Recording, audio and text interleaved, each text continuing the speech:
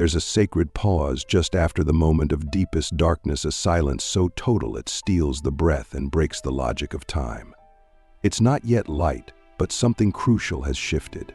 If you listen closely, you can hear your old fears dissolving, your body flush with exhaustion, but your soul cracked open wide by the unseen forces you weathered. This is the hour that ordinary seekers never speak of, the eye of the storm where the true chosen ones cross from survival to sovereign magic. In the first haunting minute, something in your gaze changes, a flicker that says you saw the threshold, died to the old self, and returned. Let's follow this path, that living, trembling mystery through the 7 void-level breakthroughs that can only be found on the far shore of the dark night. Are you ready to claim a destiny unlocked by your willingness to lose everything first? The very first breakthrough appears like a miracle born from emptiness. Uncaused peace. It isn't the peace that follows a solution, or the relief of a problem fixed. It simply rises from your core, unrelated to any story, relationship, or outcome. Where once you chased safety, closure, or answers, now you find yourself resting inside a peace that refuses to bargain. This stillness lives beneath success or loss, indifferent to temporary tides. It is the signature of one who has touched the void and discovered they are not dependent on reassurance anymore. What in your life have you been seeking as an escape from discomfort? And could you imagine finding contentment even if every question remained unanswered? Out of this new peace, a second breakthrough blossoms. Immunity to external drama. Old triggers, gossip, crises, rejections, outbursts float around you, unable to attach to anything inside. You find yourself watching conflict with a lucid curiosity, sensing it as only another dance of energy, no longer a summons to your old wounds. Manipulators, energy vampires, and the theater of division seem like echoes from another universe, lacking the power or relevance they once held over your mind and emotions. Instead of defending or attacking, you simply exist in a state of unaffected observation, able to offer help if called for, but never losing your own center. Imagine what it would be to move through conflict as if you were water, transparent, clear, unimpeded by the struggle to control or be controlled. Third, you will encounter the birth of authentic self-authority. During your darkest night, every external compass failed you. Teachers disappointed, systems collapsed, beliefs went silent, and the only voice remaining was the one that emerged from within. Post-night, this voice no longer asks for validation or permission, it simply knows. You feel yourself moved into action not by doubt or reaction, but from a core so deep it cannot be borrowed or mimicked. This is more than confidence, it's the awakening of the true self beneath all inherited scripts. Are you willing to let go of the need for others to agree or understand, if the cost is sacrificing the pure voice rising up from within you? Who might you become if you followed that authority, step by step, into the creation of a reality no one else can draw for you? Click subscribe to this channel to get more profound insights. The fourth breakthrough is profound clarity about your limits, your values, and your boundaries. The dark night shredded your people-pleasing, drained the energy from old compulsions to overgive or conform, and left in their wake radiant non-negotiables.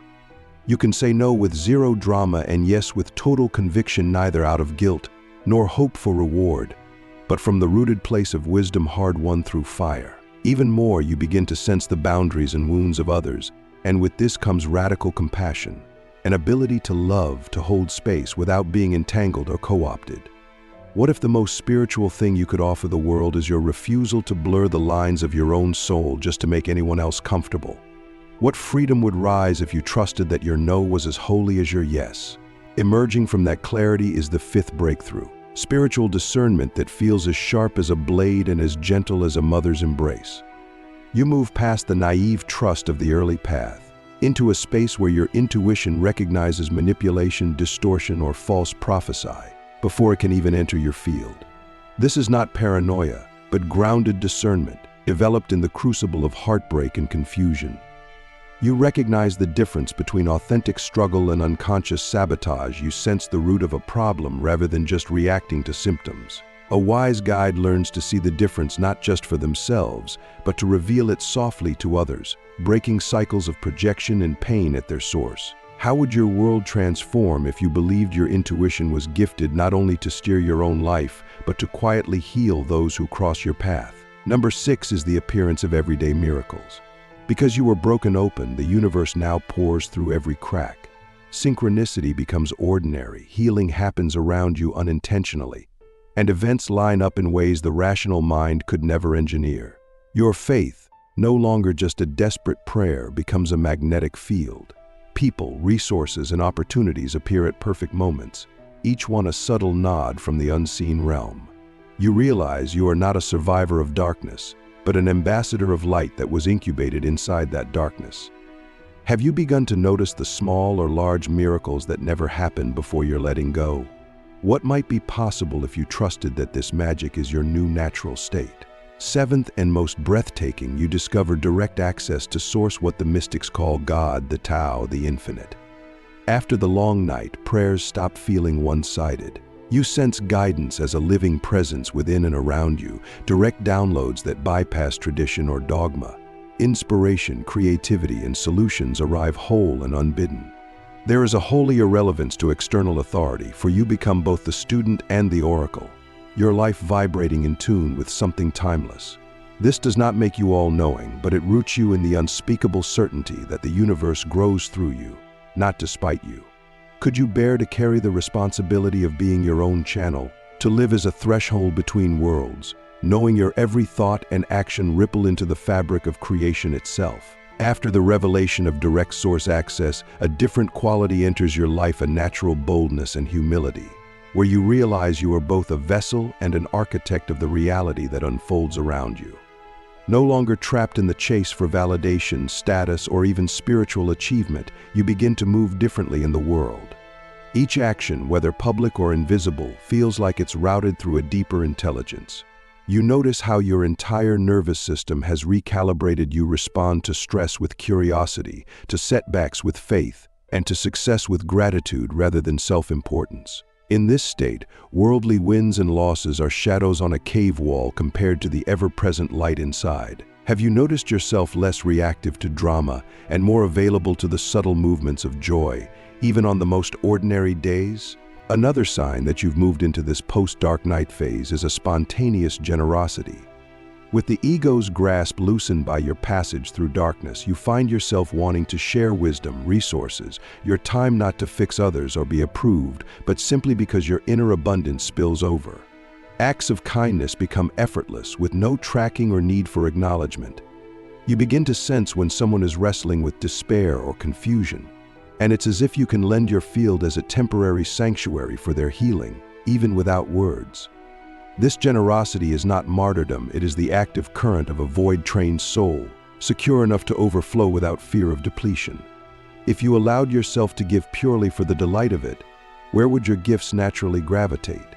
How might your life become a living prayer for those still lost in the cave you've now exited? As this generosity moves outward, you begin to attract a new kind of relationship.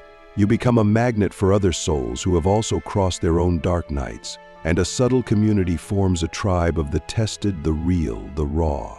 No longer are you compelled by surface affinities or old trauma bonds. Instead, you are drawn to those who speak the secret language of resurrection, who listen deeply, and who wield truth as both sword and balm.